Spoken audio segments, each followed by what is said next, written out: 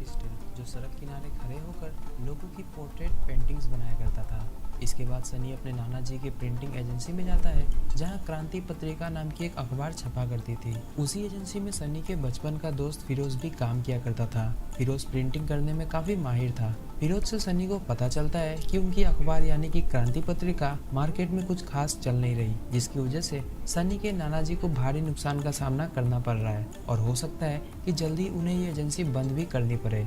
अगले सीन में हम सनी को उसकी गर्लफ्रेंड अनन्या के साथ देखते हैं। अनन्या सनी से 31st नाइट की रात होने वाली ग्रैंड पार्टी में उसके साथ चलने को बोलती है। अब अनन्या एक बिजनेस टाइकून की बेटी थी और सनी भी हमेशा से ही अनन्या की तरह मौज करना चाहता था, इसलिए वो ग्रैंड पार्टी में जाने के लिए राजी हो जाता है। इसके बाद सनी फिरोज के साथ उस ग्रैंड पार्टी के पासेस खरीदने जाता है, जहाँ पासेस के दाम सुनकर उसके होश उड़ जाते हैं। पार्टी का ऑर्गेनाइजर सनी और फिरोज के पहनावे से समझ जाता है कि दोनों मिडिल क्लास फैमिली से बिलोंग करते हैं, इसलिए वो बड़ी ही बदतमीजी के साथ सनी से बात करने लगता है।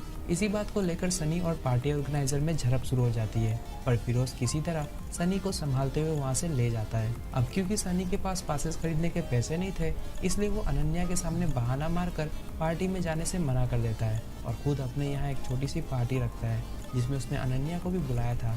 अनन्या भी उस पार्टी में आती है और सनी के साथ पार्टी शार्टी करके अपने घर चली जाती है। अनन्या के जाने के बाद फिरोज और सनी एक आखिरी पैग लगा रहे होते हैं। तभी सनी फिरोज से कहता है कि इस दुनिया में पैसों से बड़ा कोई नहीं है। अगर हमने जल्दी ही कुछ न किया तो जिंदगी भर सिर्फ अपने 2 व्हीलर का लोन ही चुकाते रह जाएंगे। अगले दिन दोनों कई तरह के बिजनेसेस करने के बारे में सोचते हैं, यहाँ तक कि यूट्यूबर बनने का भी, लेकिन उन्हें कुछ समझ नहीं आ रहा होता है कि आखिर करे तो करे क्या। यूट्यूब पर फेक स्ट्राइक्स आने के चांसेस थे, तो वहीं दूसरी तरफ बिजनेस करने के लिए उनके पास फूटी कौड़ियाँ भी नहीं थी। तभी सनी एक 500 की पत्ती का स्केच बनाकर फिरोज के सामने रख देता है। फिरोज सनी से कहता है कि नोट बनाना प्रैक्टिस में जितना आसान नहीं है और हमारे घर आ जाएंगे। इस पर सनी फिरोज को समझाते हुए कहता है कि अब हमारे पास पैसे कमाने का तो कोई तरीका है नहीं, इसलिए अब हमें खुद ही पैसे बनाने होंगे और तू इतना घबरा क्यों रहा है। ये 500 की पत्ती भी तो हमारी तरह किसी इंसान ने ही बनाई है और हम तो प्रोफेशनल आर्टिस्ट है। इसके बाद सनी हर तरह की नोट को जांचने में लग जाता है और काफ़ी माथापच्ची करने के बाद वो 500 की नकली पत्ती बनाने का फैसला करता है। सनी पैसे से एक प्रोफेशनल आर्टिस्ट था और साथ ही साथ उसके पास प्रिंटिंग मशीन भी मौजूद था, इसलिए उसे एक कड़क 500 की नकली पत्ती बनाने में ज़्यादा वक्त नहीं लगता। अब बारी थी बेटा टेस्टिंग की। दोनों उस 500 के नकली नोट को लेकर एक खंबा खरीदने दारू की दुकान पर पहुंचते हैं, जहां पहले से ही पियक्करों की भीड़ लगी हुई थी। उसी भीड़ में फिरोज वाइन शॉप वाले को 500 का नोट पकड़ाते हुए एक खंबा देने को बोलता है। वाइन शॉप वाला जब उस नोट को अपने चीते की नजर से एनालाइज करता है, तब उसे समझते देर नहीं लगती कि वो नोट नकली है। वो तुरंत फिरोज का हाथ पकड़ लेता है, पर फिरोज किसी तरह अपना हाथ छुड़ाकर वहां से भागने में कामयाब हो ही जाता है। तो अपने पहले टास्क में अच्छे से फेल होने के बाद दोनों उन सभी नकली नोटों को आग के हवाले कर देते हैं। दूसरी तरफ नेपाल के काठमांडू शहर में हम मंसूर नाम के एक व्यक्ति को देखते हैं। मंसूर भी नकली नोट छापने का कारोबार करता था और उसने अपना हेडक्वार्टर नेपाल में सेट कर रखा था ताकि इंडियन पुलिस उसे तंग ना कर सके। लेकिन क्राइम ब्रांच के एक सीनियर ऑफिसर मिस्टर माइकल पहले से ही अपनी टीम के साथ वहाँ काठमांडू में मौजूद थे और मौका मिलते ही मंसूर के ठिकाने पर ढाबा बोल देते हैं। उस वक्त मंसूर अपने कुछ एसोसिएट्स के साथ नकली नोटों को भारत में सप्लाई करने की निंजा टेक्निक लगा रहा था।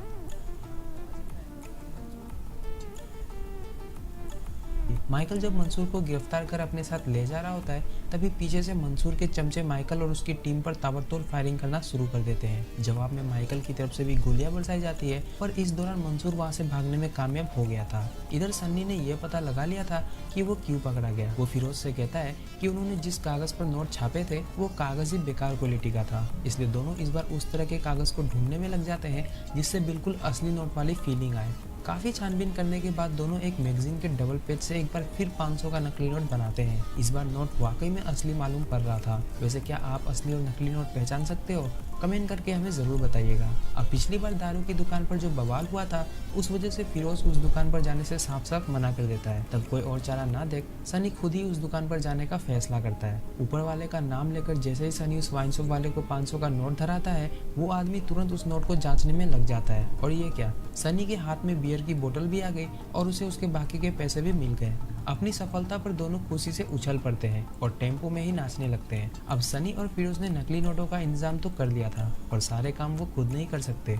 उन्हें उन नोटों को मार्केट में फैलाने के लिए किसी डिस्ट्रीब्यूटर की जरूरत थी। अगले दिन दोनों सकीब नाम के एक डिस्ट्रीब्यूटर के पास जाते हैं और उन्हें अपना नकली नोट दिखाते हैं। नोट दिखने में बिल्कुल असली लग रहा था, इसलिए सकीब को लगता है कि सनी उससे मजाक करने की कोशिश कर रहा है। तब सनी उसी नकली नोट को कुछ असली नोट के साथ मिक्स करके सकीब के सामने रख देता है और उससे कहता है कि अब मैं भी नहीं बता सकता कि इनमें से नकली नोट कौन सी है। सकीब उस नकली नोट के बदले सनी को 150 रुपए देने का ऑफर देता है और इसी के साथ सनी और फिरोज को उनका पहला ऑर्डर, जो कि पूरे 2 करोड़ रुपए के नकली नोट का था, आसानी से मिल जाता है। अगले सीन में हम सनी को उसके नाना जी के एजेंसी में टाइम पास करते हुए देखते हैं। तभी उसके यासिर चाचा वहाँ आते हैं। सनी उनसे पूछता है कि वो एक दिन में कितना अखबार छाप सकते हैं। सनी की बातें सुनकर यासिर चाचा समझ गए थे कि आखिरकार सनी के दिमाग में कौन सी खिचड़ी पक रही है। दरअसल यासिर के हाथ सनी की वो ड्राइंग लग गई थी जिसमें उसने 500 की नकली पत्ती का स्केच बना रखा था। वो समझ गए थे कि सनी अब आगे क्या करने वाला है। सनी अपने यासिर चाचा को समझाते हुए कहता है कि अब उनके पास दूसरा कोई और रास्ता है भी नहीं और अगर उसने अपने नाना जी का लोन जल्दी ही नहीं चुकाया तो ये एजेंसी भी उनके हाथ से चली जाएगी। यासिर चाचा सनी के द्वारा बनाए गए 500 का नकली नोट पहचानने की कोशिश करते हैं पर पहचान नहीं पाते, इसलिए वो सनी को अपने साथ लेकर एक होटल में चाय पीने जाते हैं और होटल वाले को वही नकली नोट धरा देते हैं। यहाँ भी वो नोट चल जाता है और इसी के साथ सनी को अपना तीसरा पार्टनर भी मिल गया था। अब सनी के सामने सिर्फ एक ही परेशानी थी और वो है पैसों की कमी, क्योंकि नकली नोट छापने के लिए उसे काफी सारे रॉ मटेरियल्स खरीदने थे। इसलिए अगले दिन वो फिरोज को साथ लेकर उस आदमी के पास जाता है जिससे उसके नाना जी ने अपने प्रेस एजेंसी को खोलने के लिए कुछ लोन ले रखा था। सनी उस आदमी से कुछ पैसे उधार मांगता है और उसे यकीन दिलाता है कि पिछला और ये वाला उधार वो अगले 2 महीनों में चुका देगा। लोन देने वाला आदमी काफी रिक्वेस्ट करने के बाद आखिरकार मान ही जाता है, पर लोन चुकाने के लिए वो सनी को सिर्फ 1 महीने की मोहलत देता है। दूसरी तरफ हम रिजर्व बैंक ऑफ इंडिया के एक ऑफिसर मिस मेघा को देखते हैं। मेघा एक प्रेजेंटेशन के दौरान अपने सीनियर्स को एक ऐसी मशीन के बारे में बता रही थी जो नकली नोट को आसानी से डिटेक्ट कर लेता है, पर उस मीटिंग में बैठे होम मिनिस्टर गहलोत साहब सिर्फ ख्याली पुलाव बनाने में लगे हुए थे। उधर कोने में ही सीबीआई ऑफिसर माइकल भी मौजूद था। उसे उस मशीन में काफी दिलचस्पी थी। वह गहलोत साहब से अपनी पुरानी टीम उसे वापस देने के लिए रिक्वेस्ट करता है ताकि वो मंसूर और उसके चमचों को पकड़कर इंडिया ला सके, पर शायद गहलोत साहब का भी मंसूर के साथ कोई कनेक्शन चल रहा था, इसलिए माइकल के बार बार रिक्वेस्ट करने के बावजूद भी गहलोत साहब उसे उसकी पुरानी टीम नहीं देते। इधर फिरोज नकली नोट बनाने में इस्तेमाल होने वाली उस मैगजीन के कागज को खरीदने के लिए एक एजेंसी में कॉल लगाता है, पर वो सरकारी एजेंसी थी, इसलिए कॉल की दूसरी तरफ बैठा सरकारी बाबू कागज ब्लैक में बेचने से इनकार कर देता है। अब सनी किसी तरह उस कागज को पाने के लिए बेताब हुए जा रहा था। तभी फिरोज अपने एक दोस्त अनीस को बुलाता है। वो तीनों उस पेपर फैक्ट्री की बिल्डिंग में दूरबीन लगाकर देखते हैं तो पता चलता है कि उस रात इंडिया पाकिस्तान का T20 फाइनल चल रहा है, इसलिए सभी चौकीदार फैक्ट्री के बाहर टीवी लगाकर मैच देखने में लगे हुए थे। तभी अनीस, फिरोज और सनी अपने कुछ आदमियों के साथ वहां पहुंच जाते हैं और सभी चपरासियों को बंदी बना लेते हैं। मौका मिलते ही फिरोज और सनी फैक्ट्री के अंदर जाकर मैगजीन वाली कागज चुराना शुरू कर देते हैं। जाते जाते वो दूसरे प्रकार के कुछ ब्लैंक पेपर्स भी अपने साथ ले जाते हैं ताकि छानबीन के दौरान पुलिस को यह न पता चले कि चोरी स्पेशली नोट बनाने वाले कागज की ही हुई है। इसके बाद फिरोज और सनी यासिर चाचा के साथ मिलकर धड़ल्ले से नकली नोट छापने में लग जाते हैं। जिस प्रकार से सनी मन लगाकर नोट छाप रहा था, अगर उतना ही मन लगाकर वो यूपीएससी की तैयारी करता तो आज शायद IAS वाईएएस बन चुका होता। खैर 2 दिन लगातार नॉन स्टॉप नकली नोट छापने के बाद फिरोज और सन्नी के सामने नकली नोट से बने 2 करोड़ रुपए का पहाड़ खड़ा था। सकीब भी नोट की क्वालिटी देखकर हैरान था। वो सनी को 150 रुपए प्रति 500 के हिसाब से उसके पूरे पैसे दे देता है। गाइस, सनी को 2 करोड़ के बदले कितने पैसे मिले होंगे जरा हिसाब करके मुझे कमेंट में बताना। सोच रहा हूँ कि मैं भी सनी की तरह 100 रुपए के नकली नोट छापना शुरू कर दूँ। अब इसके बाद सनी को लगातार ऑर्डर पर ऑर्डर मिलते जा रहे थे और कुछ ही हफ्तों में वो अपने नाना जी की उधारी भी चुका देता है। एक शाम सनी अनन्या के साथ 5 स्टार होटल में मुर्गा भात खा रहा होता है, तभी वेटर बिल लेकर आ जाता है। अब अनन्या को सनी के फाइनेंशियल कंडीशंस के बारे में पता था, इसलिए वो अपने पापा का क्रेडिट कार्ड वेटर को धरा देती है। ये देखकर सनी तुरंत वेटर के साथ बिलिंग काउंटर पर जाता है और अपने नकली 500 वाले बिल्टी से पेमेंट करके अनन्या के साथ वहाँ से चला जाता है। उसके जाते ही मेघा एक लड़के के साथ उसी रेस्टोरेंट में आती है। दरअसल उस लड़के से मिलने के लिए मेघा की माँ ने ही जबरदस्ती उसे भेजा था। हालांकि मेघा उस लड़के से मिलना तो बिल्कुल भी नहीं चाहती थी। तभी मेघा को वहाँ टेबल पर पड़ा एक 500 का नोट मिलता है। वो तुरंत उस नकली नोट को पहचान लेती है और बिलिंग काउंटर पर अपनी ID दिखाकर वहाँ जितने भी लोगों ने कैश पेमेंट किया है उनके बारे में पूछने लगती है। इधर माइकल को टीवी न्यूज़ के माध्यम से पिछली रात पेपर फैक्ट्री वाली चोरी के बारे में पता चलता है। तभी उसे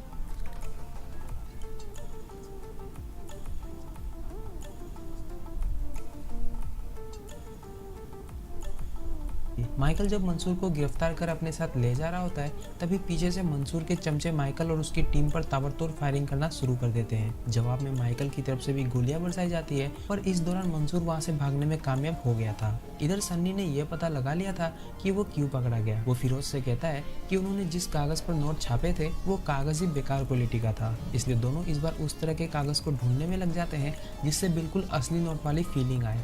काफी छानबीन करने के बाद दोनों एक मैगजीन के डबल पेज से एक बार फिर 500 का नकली नोट बनाते हैं। इस बार नोट वाकई में असली मालूम पड़ रहा था। वैसे क्या आप असली और नकली नोट पहचान सकते हो? कमेंट करके हमें जरूर बताइएगा। अब पिछली बार दारू की दुकान पर जो बवाल हुआ था, उस वजह से फिरोज उस दुकान पर जाने से साफ साफ मना कर देता है। तब कोई और चारा ना देख सनी खुद ही उस दुकान पर जाने का फैसला करता है। ऊपर वाले का नाम लेकर जैसे ही सनी उस वाइन शॉप वाले को 500 का नोट धराता है, वो आदमी तुरंत उस नोट को जांचने में लग जाता है। और ये क्या, सनी के हाथ में बियर की बोतल भी आ गई और उसे उसके बाकी के पैसे भी मिल गए। अपनी सफलता पर दोनों खुशी से उछल पड़ते हैं और टेम्पो में ही नाचने लगते हैं। अब सनी और फिरोज ने नकली नोटों का इंतजाम तो कर लिया था, पर सारे काम वो खुद नहीं कर सकते। उन्हें उन नोटों को मार्केट में फैलाने के लिए किसी डिस्ट्रीब्यूटर की जरूरत थी। अगले दिन दोनों सकीब नाम के एक डिस्ट्रीब्यूटर के पास जाते हैं और उन्हें अपना नकली नोट दिखाते हैं। नोट दिखने में बिल्कुल असली लग रहा था, इसलिए सकीब को लगता है कि सनी उससे मजाक करने की कोशिश कर रहा है। तब सनी उसी नकली नोट को कुछ असली नोट के साथ मिक्स करके सकीब के सामने रख देता है और उससे कहता है कि अब मैं भी नहीं बता सकता कि इनमें से नकली नोट कौन सी है। सकीब उस नकली नोट के बदले सनी को 150 रुपए देने का ऑफर देता है और इसी के साथ सनी और फिरोज को उनका पहला ऑर्डर, जो कि पूरे 2 करोड़ रुपए के नकली नोट का था, आसानी से मिल जाता है। अगले सीन में हम सनी को उसके नाना जी के एजेंसी में टाइम पास करते हुए देखते हैं। तभी उसके यासिर चाचा वहाँ आते हैं। सनी उनसे पूछता है कि वो एक दिन में कितना अखबार छाप सकते हैं। सनी की बातें सुनकर यासिर चाचा समझ गए थे कि आखिरकार सनी के दिमाग में कौन सी खिचड़ी पक रही है। दरअसल यासिर के हाथ सनी की वो ड्राइंग लग गई थी जिसमें उसने 500 की नकली पत्ती का स्केच बना रखा था। वो समझ गए थे कि सनी अब आगे क्या करने वाला है। सनी अपने यासिर चाचा को समझाते हुए कहता है कि अब उनके पास दूसरा कोई और रास्ता है भी नहीं, और अगर उसने अपने नाना जी का लोन जल्दी ही नहीं चुकाया तो ये एजेंसी भी उनके हाथ से चली जाएगी। यासिर चाचा सनी के द्वारा बनाए गए 500 का नकली नोट पहचानने की कोशिश करते हैं पर पहचान नहीं पाते, इसलिए वो सनी को अपने साथ लेकर एक होटल में चाय पीने जाते हैं और होटल वाले को वही नकली नोट धरा देते हैं। यहाँ भी वो नोट चल जाता है और इसी के साथ सनी को अपना तीसरा पार्टनर भी मिल गया था। अब सनी के सामने सिर्फ एक ही परेशानी थी और वो है पैसों की कमी, क्योंकि नकली नोट छापने के लिए उसे काफी सारे रॉ मटेरियल्स खरीदने थे। इसलिए अगले दिन वो फिरोज को साथ लेकर उस आदमी के पास जाता है जिससे उसके नाना जी ने अपने प्रेस एजेंसी को खोलने के लिए कुछ लोन ले रखा था। सनी उस आदमी से कुछ पैसे उधार मांगता है और उसे यकीन दिलाता है कि पिछला और ये वाला उधार वो अगले 2 महीनों में चुका देगा। लोन देने वाला आदमी काफी रिक्वेस्ट करने के बाद आखिरकार मान ही जाता है और लोन चुकाने के लिए वो सनी को सिर्फ 1 महीने की मोहलत देता है। दूसरी तरफ हम रिजर्व बैंक ऑफ इंडिया के एक ऑफिसर मिस मेघा को देखते हैं। मेघा एक प्रेजेंटेशन के दौरान अपने सीनियर्स को एक ऐसी मशीन के बारे में बता रही थी जो नकली नोट को आसानी से डिटेक्ट कर लेता है, पर उस मीटिंग में बैठे होम मिनिस्टर गहलोत साहब सिर्फ ख्याली पुलाव बनाने में लगे हुए थे। उधर कोने में ही सीबीआई ऑफिसर माइकल भी मौजूद था।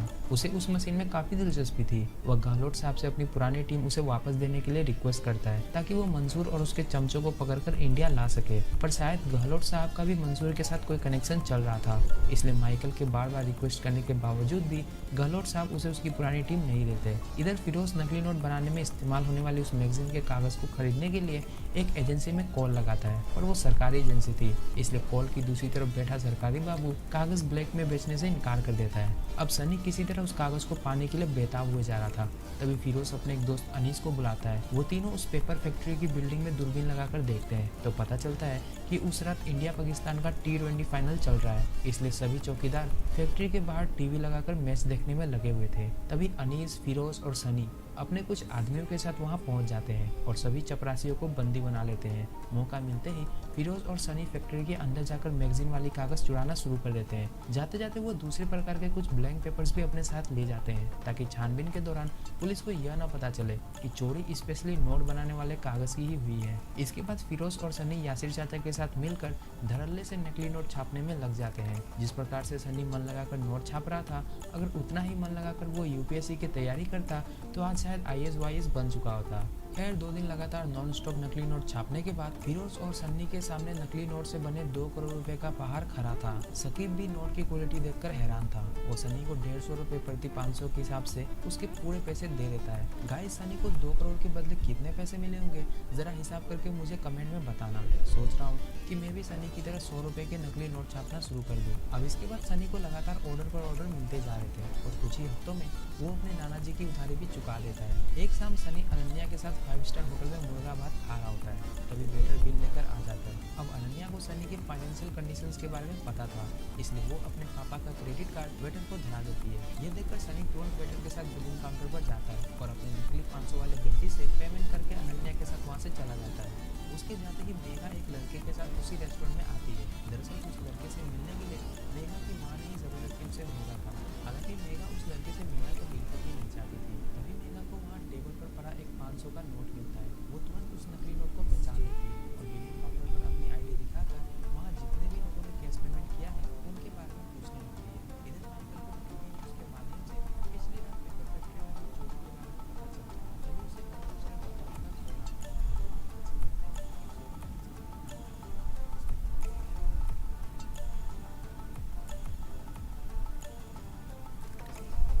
है।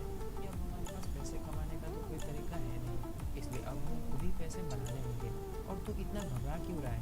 ये 500 की पत्ती भी तो हमारी तरह किसी इंसान ने ही बनाई है और हम तो प्रोफेशनल आर्टिस्ट हैं। इसके बाद सनी हर तरह की नोट को जांचने में लग जाता है और काफ़ी माथापच्ची करने के बाद वो 500 की नकली पत्ती बनाने का फैसला करता है। सनी पेशे से एक प्रोफेशनल आर्टिस्ट था और साथ ही साथ उसके पास प्रिंटिंग मशीन भी मौजूद था, इसलिए उसे एक कड़क 500 की नकली पत्ती बनाने में ज़्यादा वक्त नहीं लगता। अब बारी थी बेटा टेस्टिंग की। दोनों उस 500 के नकली नोट को लेकर एक खंबा खरीदने दारू की दुकान पर पहुंचते हैं, जहां पहले से ही पियक्कड़ों की भीड़ लगी हुई थी। उसी भीड़ में फिरोज वाइन शॉप वाले को 500 का नोट पकड़ाते हुए एक खंबा देने को बोलता है। वाइन शॉप वाला जब उस नोट को अपने चीते की नज़र से एनालाइज करता है तब उसे समझते देर नहीं लगती कि वो नोट नकली है। वो तुरंत फिरोज का हाथ पकड़ लेता है, पर फिरोज किसी तरह अपना हाथ छुड़ा कर वहाँ से भागने में कामयाब हो ही जाता है। तो अपने पहले टास्क में अच्छे से फेल होने के बाद दोनों उन सभी नकली नोटों को आग के हवाले कर देते हैं। दूसरी तरफ नेपाल के काठमांडू शहर में हम मंसूर नाम के एक व्यक्ति को देखते हैं। मंसूर भी नकली नोट छापने का कारोबार करता था और उसने अपना हेडक्वार्टर नेपाल में सेट कर रखा था ताकि इंडियन पुलिस उसे तंग ना कर सके। लेकिन क्राइम ब्रांच के एक सीनियर ऑफिसर मिस्टर माइकल पहले से ही अपनी टीम के साथ वहाँ काठमांडू में मौजूद थे और मौका मिलते ही मंसूर के ठिकाने पर ढाबा बोल देते हैं। उस वक्त मंसूर अपने कुछ एसोसिएट्स के साथ नकली नोटों को भारत में सप्लाई करने की निंजा टेक्निक लगा रहा था। माइकल जब मंसूर को गिरफ्तार कर अपने साथ ले जा रहा होता है तभी पीछे से मंसूर के चमचे माइकल और उसकी टीम पर ताबड़तोड़ फायरिंग करना शुरू कर देते हैं। जवाब में माइकल की तरफ से भी गोलियां बरसाई जाती है, पर इस दौरान मंसूर वहां से भागने में कामयाब हो गया था। इधर सन्नी ने यह पता लगा लिया था कि वो क्यों पकड़ा गया। वो फिरोज से कहता है कि उन्होंने जिस कागज पर नोट छापे थे वो कागज ही बेकार क्वालिटी का था, इसलिए दोनों इस बार उस तरह के कागज को ढूंढने में लग जाते हैं जिससे बिल्कुल असली नोट वाली फीलिंग आए। काफी छानबीन करने के बाद दोनों एक मैगजीन के डबल पेज से एक बार फिर 500 का नकली नोट बनाते हैं। इस बार नोट वाकई में असली मालूम पड़ रहा था। वैसे क्या आप असली और नकली नोट पहचान सकते हो? कमेंट करके हमें जरूर बताइएगा। अब पिछली बार दारू की दुकान पर जो बवाल हुआ था उस वजह से फिरोज उस दुकान पर जाने से साफ साफ मना कर देता है। तब कोई और चारा ना देख सनी खुद ही उस दुकान पर जाने का फैसला करता है। ऊपर वाले का नाम लेकर जैसे ही सनी उस वाइन शॉप वाले को 500 का नोट धराता है वो आदमी तुरंत उस नोट को जांचने में लग जाता है। और ये क्या, सनी के हाथ में बियर की बोतल भी आ गई और उसे उसके बाकी के पैसे भी मिल गए। अपनी सफलता पर दोनों खुशी से उछल पड़ते हैं और टेम्पो में ही नाचने लगते हैं। अब सनी और फिरोज ने नकली नोटों का इंतजाम तो कर लिया था, पर सारे काम वो खुद नहीं कर सकते। उन्हें उन नोटों को मार्केट में फैलाने के लिए किसी डिस्ट्रीब्यूटर की जरूरत थी। अगले दिन दोनों सकीब नाम के एक डिस्ट्रीब्यूटर के पास जाते हैं और उन्हें अपना नकली नोट दिखाते हैं। नोट दिखने में बिल्कुल असली लग रहा था, इसलिए सकीब को लगता है कि सनी उससे मजाक करने की कोशिश कर रहा है। तब सनी उसी नकली नोट को कुछ असली नोट के साथ मिक्स करके सकीब के सामने रख देता है और उससे कहता है कि अब मैं भी नहीं बता सकता कि इनमें से नकली नोट कौन सी है। सकीब उस नकली नोट के बदले सनी को 150 रुपए देने का ऑफर देता है और इसी के साथ सनी और फिरोज को उनका पहला ऑर्डर, जो कि पूरे 2 करोड़ रुपए के नकली नोट का था, आसानी से मिल जाता है। अगले दिन हम सनी को उसके नाना जी के एजेंसी में टाइम पास करते हुए देखते हैं। तभी उसके यासिर चाचा वहाँ आते हैं। सनी उनसे पूछता है कि वो एक दिन में कितना अखबार छाप सकते हैं। सनी की बातें सुनकर यासिर चाचा समझ गए थे कि आखिरकार सनी के दिमाग में कौन सी खिचड़ी पक रही है। दरअसल यासिर के हाथ सनी की वो ड्राइंग लग गई थी जिसमें उसने 500 की नकली पत्ती का स्केच बना रखा था। वो समझ गए थे कि सनी अब आगे क्या करने वाला है। सनी अपने यासिर चाचा को समझाते हुए कहता है कि अब उनके पास दूसरा कोई और रास्ता है भी नहीं, और अगर उसने अपने नाना जी का लोन जल्दी ही नहीं चुकाया तो ये एजेंसी भी उनके हाथ से चली जाएगी। यासिर चाचा सनी के द्वारा बनाए गए 500 का नकली नोट पहचानने की कोशिश करते हैं पर पहचान नहीं पाते, इसलिए वो सनी को अपने साथ लेकर एक होटल में चाय पीने जाते हैं और होटल वाले को वही नकली नोट धरा देते हैं। यहाँ भी वो नोट चल जाता है और इसी के साथ सनी को अपना तीसरा पार्टनर भी मिल गया था। अब सनी के सामने सिर्फ एक ही परेशानी थी और वो है पैसों की कमी, क्योंकि नकली नोट छापने के लिए उसे काफी सारे रॉ मटेरियल्स खरीदने थे। इसलिए अगले दिन वो फिरोज को साथ लेकर उस आदमी के पास जाता है जिससे उसके नाना जी ने अपने प्रेस एजेंसी को खोलने के लिए कुछ लोन ले रखा था। सनी उस आदमी से कुछ पैसे उधार मांगता है और उसे यकीन दिलाता है कि पिछला और ये वाला उधार वो अगले 2 महीनों में चुका देगा। लोन देने वाला आदमी काफी रिक्वेस्ट करने के बाद आखिरकार मान ही जाता है, पर लोन चुकाने के लिए वो सनी को सिर्फ 1 महीने की मोहलत देता है। दूसरी तरफ हम रिजर्व बैंक ऑफ इंडिया के एक ऑफिसर मिस मेघा को देखते हैं। मेघा एक प्रेजेंटेशन के दौरान अपने सीनियर्स को एक ऐसी मशीन के बारे में बता रही थी जो नकली नोट को आसानी से डिटेक्ट कर लेता है, पर उस मीटिंग में बैठे होम मिनिस्टर गहलोत साहब सिर्फ ख्याली पुलाव बनाने में लगे हुए थे।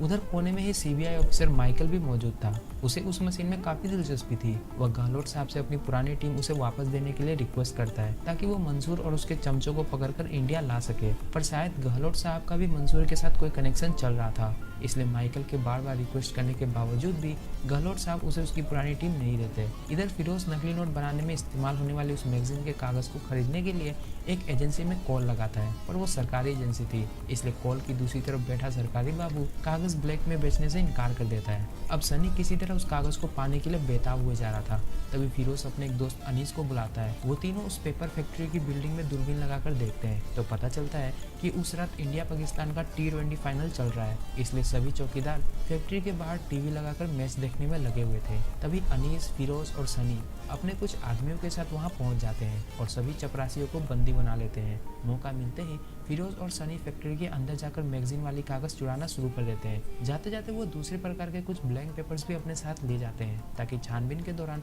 पुलिस को यह न पता चले कि चोरी स्पेशली नोट बनाने वाले कागज की ही हुई है। इसके बाद फिरोज और सनी यासिर चाचा के साथ मिलकर धड़ल्ले से नकली नोट छापने में लग जाते हैं। जिस प्रकार से सनी मन लगाकर नोट छाप रहा था, अगर उतना ही मन लगाकर वो यूपीएससी की तैयारी करता तो आज शायद IAS बन चुका होता। खैर 2 दिन लगातार नॉन स्टॉप नकली नोट छापने के बाद फिरोज और सन्नी के सामने नकली नोट से बने 2 करोड़ रुपए का पहाड़ खड़ा था। सकीब भी नोट की क्वालिटी देखकर हैरान था। वो सनी को 150 रुपए प्रति 500 के हिसाब से उसके पूरे पैसे दे देता है। गाइस, सनी को 2 करोड़ के बदले कितने पैसे मिले होंगे जरा हिसाब करके मुझे कमेंट में बताना। सोच रहा हूँ कि मैं भी सनी की तरह 100 रुपए के नकली नोट छापना शुरू कर दूँ। अब इसके बाद सनी को लगातार ऑर्डर पर ऑर्डर मिलते जा रहे थे और कुछ ही हफ्तों में वो अपने नाना जी की उधारी भी चुका देता है। एक शाम सनी अनन्या के साथ 5 स्टार होटल में मुर्गा भात खा रहा होता है, तभी वेटर बिल लेकर आ जाता है। अब अनन्या को सनी के फाइनेंशियल कंडीशंस के बारे में पता था, इसलिए वो अपने पापा का क्रेडिट कार्ड वेटर को धरा देती है। ये देखकर सनी तुरंत वेटर के साथ बिलिंग काउंटर पर जाता है और अपने नकली 500 वाले गड्डी से पेमेंट करके अनन्या के साथ वहाँ से चला जाता है। उसके जाते ही मेघा एक लड़के के साथ उसी रेस्टोरेंट में आती है। दरअसल उस लड़के से मिलने के लिए मेघा की माँ ने ही जबरदस्ती उसे भेजा था। हालांकि मेघा उस लड़के से मिलना तो बिल्कुल भी नहीं चाहती थी। तभी मेघा को वहाँ टेबल पर पड़ा एक 500 का नोट मिलता है। वो तुरंत उस नकली नोट को पहचान लेती है। बिलिंग काउंटर पर अपनी ID दिखाकर वहाँ जितने भी लोगों ने कैश पेमेंट किया है उनके बारे में पूछने लगती है। इधर माइकल को टीवी न्यूज के माध्यम से पिछली रात पेपर फैक्ट्री में हुई चोरी के बारे में पता चलता है। तभी उसे होम मिनिस्टर गहलोत का कॉल आता है। ऐसे करते हैं कि उसे पता चलता है हमारे घर आ जाएंगे। इस पर सनी फिरोज को समझाते हुए कहता है कि अब हमारे पास पैसे कमाने का तो कोई तरीका है नहीं, इसलिए अब हमें खुद ही पैसे बनाने होंगे। और तू इतना घबरा क्यों रहा है? ये 500 की बत्ती भी तो हमारी तरह किसी इंसान ने ही बनाई है और हम तो प्रोफेशनल आर्टिस्ट है। इसके बाद सनी हर तरह की नोट को जांचने में लग जाता है और काफ़ी माथापच्ची करने के बाद वो 500 की नकली पत्ती बनाने का फैसला करता है। सनी पैसे से एक प्रोफेशनल आर्टिस्ट था और साथ ही साथ उसके पास प्रिंटिंग मशीन भी मौजूद था, इसलिए उसे एक कड़क 500 की नकली पत्ती बनाने में ज़्यादा वक्त नहीं लगता। अब बारी थी बेटा टेस्टिंग की। दोनों उस 500 के नकली नोट को लेकर एक खंबा खरीदने दारू की दुकान पर पहुंचते हैं, जहां पहले से ही पियक्कड़ों की भीड़ लगी हुई थी।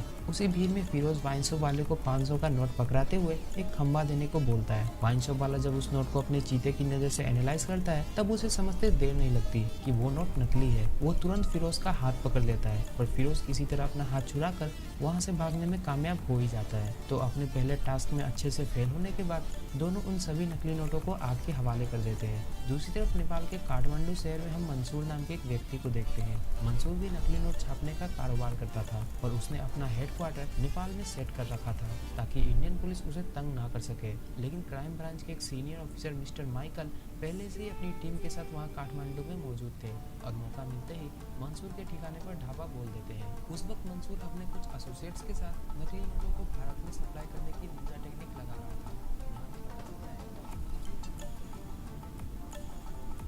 माइकल जब मंसूर को गिरफ्तार कर अपने साथ ले जा रहा होता है तभी पीछे से मंसूर के चमचे माइकल और उसकी टीम पर ताबड़तोड़ फायरिंग करना शुरू कर देते हैं। जवाब में माइकल की तरफ से भी गोलियां बरसाई जाती है, पर इस दौरान मंसूर वहां से भागने में कामयाब हो गया था। इधर सन्नी ने यह पता लगा लिया था कि वो क्यों पकड़ा गया। वो फिरोज से कहता है कि उन्होंने जिस कागज पर नोट छापे थे वो कागज ही बेकार क्वालिटी का था, इसलिए दोनों इस बार उस तरह के कागज को ढूंढने में लग जाते हैं जिससे बिल्कुल असली नोट वाली फीलिंग आए। काफी छानबीन करने के बाद दोनों एक मैगजीन के डबल पेज से एक बार फिर 500 का नकली नोट बनाते हैं। इस बार नोट वाकई में असली मालूम पड़ रहा था। वैसे क्या आप असली और नकली नोट पहचान सकते हो? कमेंट करके हमें जरूर बताइएगा। अब पिछली बार दारू की दुकान पर जो बवाल हुआ था उस वजह से फिरोज उस दुकान पर जाने से साफ साफ मना कर देता है। तब कोई और चारा ना देख सनी खुद ही उस दुकान पर जाने का फैसला करता है। ऊपर वाले का नाम लेकर जैसे ही सनी उस वाइन शॉप वाले को 500 का नोट धराता है वो आदमी तुरंत उस नोट को जांचने में लग जाता है। और ये क्या, सनी के हाथ में बियर की बोतल भी आ गई और उसे उसके बाकी के पैसे भी मिल गए। अपनी सफलता पर दोनों खुशी से उछल पड़ते हैं और टेम्पो में ही नाचने लगते हैं। अब सनी और फिरोज ने नकली नोटों का इंतजाम तो कर लिया था और सारे काम वो खुद नहीं कर सकते। उन्हें उन नोटों को मार्केट में फैलाने के लिए किसी डिस्ट्रीब्यूटर की जरूरत थी। अगले दिन दोनों सकीब नाम के एक डिस्ट्रीब्यूटर के पास जाते हैं और उन्हें अपना नकली नोट दिखाते हैं। नोट दिखने में बिल्कुल असली लग रहा था, इसलिए सकीब को लगता है कि सनी उससे मजाक करने की कोशिश कर रहा है। तब सनी उसी नकली नोट को कुछ असली नोट के साथ मिक्स करके सकीब के सामने रख देता है और उससे कहता है कि अब मैं भी नहीं बता सकता कि इनमें से नकली नोट कौन सी है। सकीब उस नकली नोट के बदले सनी को 150 रुपए देने का ऑफर देता है और इसी के साथ सनी और फिरोज को उनका पहला ऑर्डर, जो कि पूरे 2 करोड़ रुपए के नकली नोट का था, आसानी से मिल जाता है। अगले सीन में हम सनी को उसके नाना जी के एजेंसी में टाइम पास करते हुए देखते हैं। तभी उसके यासिर चाचा वहाँ आते हैं। सनी उनसे पूछता है कि वो एक दिन में कितना अखबार छाप सकते हैं। सनी की बातें सुनकर यासिर चाचा समझ गए थे कि आखिरकार सनी के दिमाग में कौन सी खिचड़ी पक रही है। दरअसल यासिर के हाथ सनी की वो ड्राइंग लग गई थी जिसमें उसने 500 की नकली पत्ती का स्केच बना रखा था। वो समझ गए थे कि सनी अब आगे क्या करने वाला है। सनी अपने यासिर चाचा को समझाते हुए कहता है कि अब उनके पास दूसरा कोई और रास्ता है भी नहीं और अगर उसने अपने नाना जी का लोन जल्दी ही नहीं चुकाया तो ये एजेंसी भी उनके हाथ से चली जाएगी। यासिर चाचा सनी के द्वारा बनाए गए 500 का नकली नोट पहचानने की कोशिश करते हैं पर पहचान नहीं पाते, इसलिए वो सनी को अपने साथ लेकर एक होटल में चाय पीने जाते हैं और होटल वाले को वही नकली नोट धरा देते हैं। यहाँ भी वो नोट चल जाता है और इसी के साथ सनी को अपना तीसरा पार्टनर भी मिल गया था। अब सनी के सामने सिर्फ एक ही परेशानी थी और वो है पैसों की कमी, क्योंकि नकली नोट छापने के लिए उसे काफी सारे रॉ मटेरियल्स खरीदने थे। इसलिए अगले दिन वो फिरोज को साथ लेकर उस आदमी के पास जाता है जिससे उसके नाना जी ने अपने प्रेस एजेंसी को खोलने के लिए कुछ लोन ले रखा था। सनी उस आदमी से कुछ पैसे उधार मांगता है और उसे यकीन दिलाता है कि पिछला और ये वाला उधार वो अगले 2 महीनों में चुका देगा। लोन देने वाला आदमी काफी रिक्वेस्ट करने के बाद आखिरकार मान ही जाता है और लोन चुकाने के लिए वो सनी को सिर्फ 1 महीने की मोहलत देता है। दूसरी तरफ हम रिजर्व बैंक ऑफ इंडिया के एक ऑफिसर मिस मेघा को देखते हैं। मेघा एक प्रेजेंटेशन के दौरान अपने सीनियर्स को एक ऐसी मशीन के बारे में बता रही थी जो नकली नोट को आसानी से डिटेक्ट कर लेता है, पर उस मीटिंग में बैठे होम मिनिस्टर गहलोत साहब सिर्फ ख्याली पुलाव बनाने में लगे हुए थे। उधर कोने में ही सीबीआई ऑफिसर माइकल भी मौजूद था। उसे उस मशीन में काफी दिलचस्पी थी। वह गहलोत साहब से अपनी पुरानी टीम उसे वापस देने के लिए रिक्वेस्ट करता है ताकि वो मंसूर और उसके चमचों को पकड़कर इंडिया ला सके, पर शायद गहलोत साहब का भी मंसूर के साथ कोई कनेक्शन चल रहा था, इसलिए माइकल के बार बार रिक्वेस्ट करने के बावजूद भी गहलोत साहब उसे उसकी पुरानी टीम नहीं देते। इधर फिरोज नकली नोट बनाने में इस्तेमाल होने वाली उस मैगजीन के कागज को खरीदने के लिए एक एजेंसी में कॉल लगाता है और वो सरकारी एजेंसी थी, इसलिए कॉल की दूसरी तरफ बैठा सरकारी बाबू कागज ब्लैक में बेचने से इनकार कर देता है। अब सनी किसी तरह बेचारा उस कागज को पाने के लिए बेताब हुए जा रहा था। तभी फिरोज अपने एक दोस्त अनीस को बुलाता है। वो तीनों उस पेपर फैक्ट्री की बिल्डिंग में दूरबीन लगाकर देखते हैं तो पता चलता है कि उस रात इंडिया पाकिस्तान का T20 फाइनल चल रहा है, इसलिए सभी चौकीदार फैक्ट्री के बाहर टीवी लगाकर मैच देखने में लगे हुए थे। तभी अनीस, फिरोज और सनी अपने कुछ आदमियों के साथ वहां पहुंच जाते हैं और सभी चपरासियों को बंदी बना लेते हैं। मौका मिलते ही फिरोज और सनी फैक्ट्री के अंदर जाकर मैगजीन वाली कागज चुराना शुरू कर देते हैं। जाते जाते वो दूसरे प्रकार के कुछ ब्लैंक पेपर्स भी अपने साथ ले जाते हैं ताकि छानबीन के दौरान पुलिस को यह न पता चले कि चोरी स्पेशली नोट बनाने वाले कागज की ही हुई है। इसके बाद फिरोज और सनी यासिर चाचा के साथ मिलकर धड़ल्ले से नकली नोट छापने में लग जाते हैं। जिस प्रकार से सनी मन लगाकर नोट छाप रहा था, अगर उतना ही मन लगाकर वो यूपीएससी की तैयारी करता तो आज शायद IAS बन चुका होता। खैर 2 दिन लगातार नॉन स्टॉप नकली नोट छापने के बाद फिरोज और सन्नी के सामने नकली नोट से बने 2 करोड़ रुपए का पहाड़ खड़ा था। सकीब भी नोट की क्वालिटी देखकर हैरान था। वो सनी को 150 रुपए प्रति 500 के हिसाब से उसके पूरे पैसे दे देता है। गाइस, सनी को 2 करोड़ के बदले कितने पैसे मिले होंगे जरा हिसाब करके मुझे कमेंट में बताना। सोच रहा हूँ कि मैं भी सनी की तरह 100 रुपए के नकली नोट छापना शुरू कर दूँ। अब इसके बाद सनी को लगातार ऑर्डर पर ऑर्डर मिलते जा रहे थे और कुछ ही हफ्तों में वो अपने नाना जी की उधारी भी चुका देता है। एक शाम सनी अनन्या के साथ 5 स्टार होटल में मुर्गा भात खा रहा होता है, तभी वेटर बिल लेकर आ जाता है। अब अनन्या को सनी की फाइनेंशियल कंडीशंस के बारे में पता था, इसलिए वो अपने पापा का क्रेडिट कार्ड वेटर को धरा देती है। ये देखकर सनी तुरंत वेटर के साथ बिलिंग काउंटर पर जाता है और अपने नकली 500 वाले गड्डी से पेमेंट करके अनन्या के साथ वहाँ से चला जाता है। उसके जाते ही मेघा एक लड़के के साथ उसी